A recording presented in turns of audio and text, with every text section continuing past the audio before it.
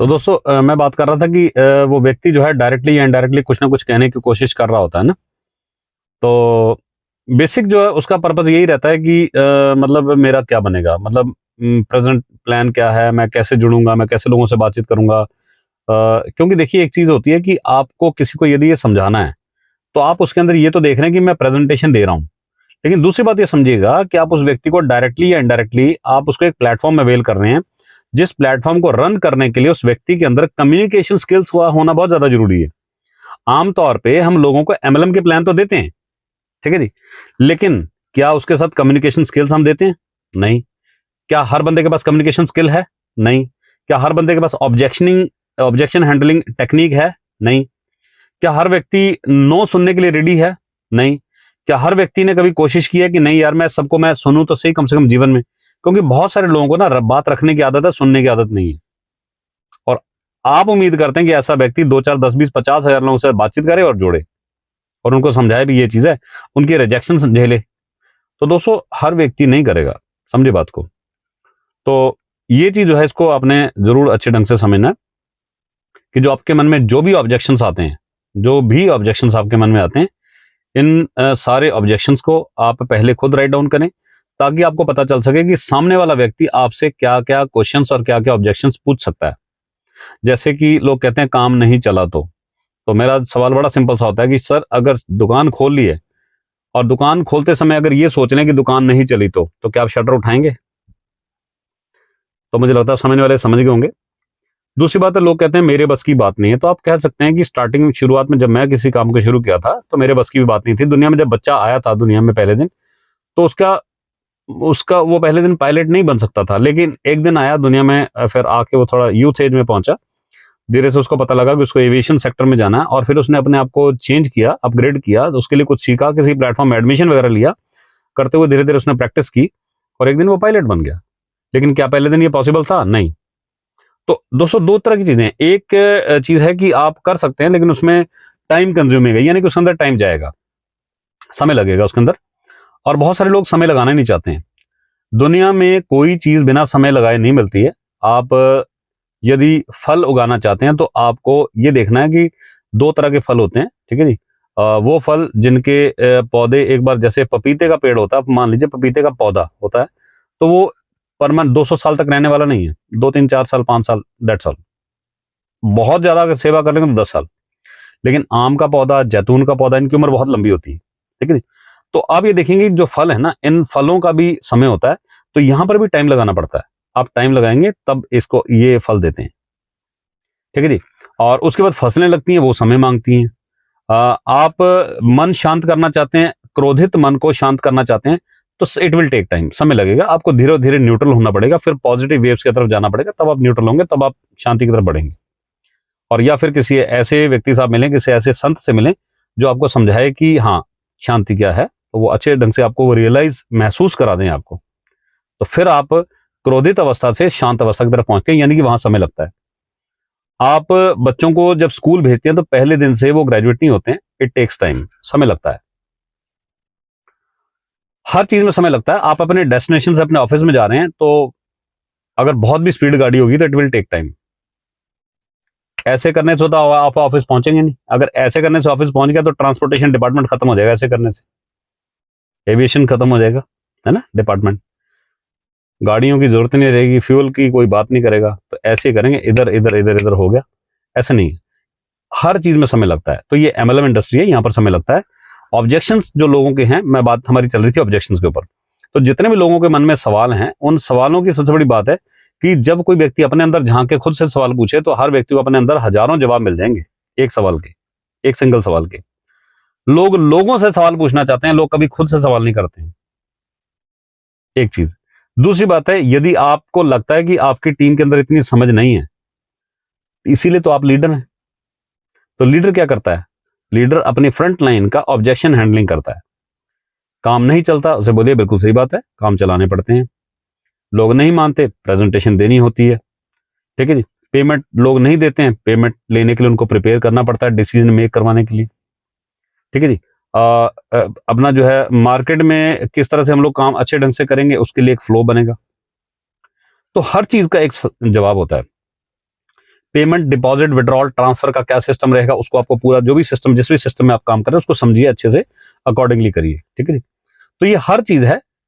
जैसे टैक्सेशन के ऊपर बात होती है, अगर आपको टैक्सेशन की जानकारी है तो आप जानकारी दें, नहीं है तो जो भी आपके डिपार्टमेंट में कोई है उनसे उस जानकारी दिलवाएं, या आपकी कंपनी में या आपका जो भी कोई डिपार्टमेंट आप करें, नहीं तो मार्केट में जहां पर आपके चित परिचित में यदि कोई चार्टर्ड अकाउंटेंट है, सीएस हैं, तो उनको पता होता है इसके बारे में। जीएसटी डिपार्टमेंट में बहुत सारे लोग होते हैं, उनको पता होता है जीएसटी इसके बारे में, तो उसके बारे में बातचीत करें। क्योंकि देखिए, जब आपने कोई काम करना है तो क्वेश्चंस तो आएंगे ना, सवाल तो होंगे, और सवालों का जवाब नहीं होगा तो असंतुष्ट मन ना कुछ तो ढूंढेगा। अब जो असंतुष्ट व्यक्ति है, अगर वो ढूंढ रहा है कुछ, ऑब्वियस बात है वो कुछ करना चाहता है, और कुछ करने वाले व्यक्ति के लिए यदि आप सहयोगी नहीं बनेंगे तो वो अपना कोई ना कोई गाइड या कोई ना कोई सहयोगी, कोई ना कोई मेंटर ढूंढेगा, किसी न किसी को वो ढूंढेगा। जब ढूंढेगा और वो कर जाएगा तो सबसे ज्यादा तकलीफ आपको होगी कि ये व्यक्ति मेरे पास आया था और मैं इसके ऑब्जेक्शन हैंडल नहीं कर पाया। तो दोस्तों, आप यदि एमएलएम इंडस्ट्री के अंदर आगे बढ़ना चाहते हैं, ना सिर्फ एमएलएम बल्कि जीवन में आगे बढ़ना चाहते हैं, तो ऑब्जेक्शन हैंडलिंग यदि आपने सीख लिया तो आप आगे जा सकते हैं। बाकी कुछ चीजें ऐसी भी होती हैं, कई लोग ऐसे हैं, मैं अभी एक बार एक व्यक्ति से मेरा मिला, करीब 2006-7 की बात है, तो उनसे मैंने उनके करीब 10-12 क्वेश्चंस के आंसर दिए। तो मैंने उनसे बोला आप काम शुरू करें, नहीं मेरे कुछ और क्वेश्चंस हैं, अभी मुझे थोड़ा सोचने दीजिए। मैंने कहा भी एक बार जो सोचना है एक बार लिख दीजिए, उसको खत्म करते हैं, दोबारा फिर हम चल देंगे काम की तरफ। क्योंकि एक बार जब अपना विसल बज गई कि 100 मीटर की रेस लगनी, तो बीच में सोचने वाले की हार तय है। तो उन्होंने कहा नहीं सर, ऐसा है कि पॉजिटिव बातें तो आप करते हैं, तो थोड़ा कुछ नेगेटिव भी सोच कर देखिए। मैंने कहा अभी तक जिंदगी में पॉजिटिव सोचा कभी? आज तक नेगेटिव ही सोचते आ रहे हो, इसीलिए तो वहां पर हो। थोड़ा सा कभी जिंदगी में पॉजिटिव सोच लो गलती से। तो लोग कहते हैं कि दोनों पहलुओं को देखना चाहिए, नेगेटिव भी पॉजिटिव भी। जहां पर आपने किसी पहलू की तरफ देखा, उस दूसरे पहलू को देखते ही पहले पहलू का पक्ष कमजोर हो जाता है। इसी वजह से बहुत सारे लोग हार जाते हैं। तो ये चीजें हैं, इनको थोड़ा समझिए। और ऑब्जेक्शन हैंडलिंग के अंदर ऐसी चीज है कि जैसे जैसे समय बदलेगा, सर्दियों में लोगों के सवाल अलग होते हैं। एक व्यक्ति कहता सर बहुत गर्मी है, टेम्परेचर 43-45 डिग्री है, तो बहुत गर्मी है सर, थोड़ा पेड़ में छाया में बैठेंगे, एसी में बैठेंगे, थोड़ी शाम हो जाए फिर चलेंगे शाम को। शाम को जब व्यक्ति घर से बाहर निकलता है तो सर आज लोग तो अभी फील्ड से आए हैं, घर में अभी कोई कूलर कोई एसी लगा के बैठा, कहता है यार अभी बात मत करो, तो शाम को चलेंगे। शाम हो गई, अभी सोने का समय हो गया, ओके। गर्मियों में बात होती है कि सर्दियों में काम करेंगे, सर्दियों में बात होती है सर सर्दी बहुत है, गर्मियों में अपना बरसात में काम करेंगे, बरसात में कहते हैं सर इधर उधर बाढ़ आई हुई है, ठीक है ना, तो किसी और सीजन में काम करेंगे। दोस्तों, सर्दी में काम नहीं करेंगे, बरसात में काम नहीं करेंगे, गर्मी में काम नहीं करेंगे, ठीक है ना, होली के दिनों में काम नहीं करेंगे, इजी सीजन के अंदर काम नहीं करेंगे। कब काम करेंगे? लेकिन आप सवाल पूछ सकते हैं, और वो सवाल आप रख सकते हैं। उसके सवाल जब आपके आते हैं तो आप उनको बताएं। यानी कि देखिए, ऑब्जेक्शंस में कुछ तो होंगे आपके जेन्युइन क्वेश्चंस, जो जेन्युइन क्वेश्चंस होते हैं उनके जेन्युइन रीजंस होते हैं और उनके जेन्युइन आंसर्स भी होते हैं। लेकिन हर व्यक्ति आपको जेन्युइन क्वेश्चन पूछ रहा है ऐसा नहीं है। कुछ एक व्यक्ति हैं, वो मेरे से अक्सर ये कहते हैं कि सर मेरे पैसे पूरे करवा दीजिए। उनका बिजनेस, उनका सिस्टम क्या होता है कहने का कि देखिए मैंने आपके भरोसे पर सबसे पहली आईडी मैंने लगाई और आप मेरा पैसे पूरे करवा दीजिए, दैट्स ऑल, बाकी मुझे कुछ नहीं चाहिए। अब आपको पता है जब इसके पैसे पूरे करवाने तो इसके नीचे कोई ना कोई आईडीज लगानी होंगी। दूसरा तरीका है कि मैं पॉकेट से निकालूं और इसको दे दूं।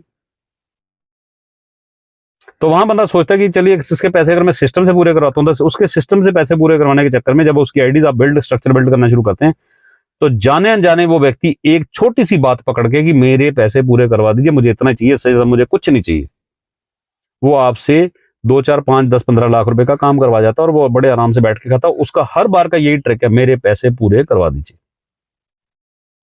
तो इस तरह के दोस्तों ये भी क्वेश्चंस हैं। बाकी मैंने फिर कहा आपसे, कुछ क्वेश्चंस जेन्युइन है, कुछ क्वेश्चंस नॉन जेन्युइन है। और अगर आप नॉन जेन्युइन क्वेश्चंस को, लोगों के सवालों को सुनकर आपको लग रहा है कि मेरा सीनियर, मेरी अपलाइन कहीं ना कहीं गलत है, तो फिर आपसे बड़ा मूर्ख कोई नहीं हो सकता। वो व्यक्ति जो आपका साथ देने के लिए तैयार है, आपके साथ गाड़ी लेके जा रहा है, आपके साथ मिलकर खर्चा कर रहा है, वो गलत हो गया आज। और वो व्यक्ति जिसने सिर्फ एक सवाल पूछा आपसे, ठीक है जी, और वो साथ देने को तैयार नहीं है, वो हर बार आपको गुमराह करता है, 10, 15, 20, 25, 50 बार गुमराह कर चुका है, उसके आंसर सॉर्ट आउट होने में नहीं आ रहे हैं, है ना। तो ये थोड़ा सा समझिए, अपने शुभ चिंतक का भी तो कम से कम पता होना बहुत ज्यादा जरूरी है। तो दोस्तों इन चीजों को आप समझें। ये चीजें लगता है आपको कि बहुत छोटी हैं, बहुत छोटी नहीं है, बहुत बड़ी हैं। एमएलएम के अंदर यदि आपको बहुत बड़ा बिजनेस खड़ा करना है तो बिना विश्वास जीते, बिना विश्वास बनाए आप बहुत बड़ा नहीं कर सकते। ऑब्जेक्शंस हैंडल के ऊपर आपके एक लिस्ट बना लीजिए 50, 60, 100 क्वेश्चंस की, और उनके एक आंसर्स देख लीजिए क्या है। दूसरी बात मैं बात कर रहा था, समय अनुसार भी प्रश्न बदलते हैं। आज से 10 साल पहले प्रश्न कुछ और हुआ करते थे, क्योंकि तब एंड्रॉयड फोन इतना प्रभावशाली नहीं था। उससे 15 साल 10 साल पीछे आप मुड़ के देखें, 2005 में क्वेश्चंस अलग तरह के थे। उससे पीछे मुड़कर देखें, सन 2000 में क्वेश्चंस अलग थे। आज 2023 है, आज क्वेश्चंस अलग हैं। आज से 5 साल बाद 2028 में क्वेश्चंस अलग होंगे।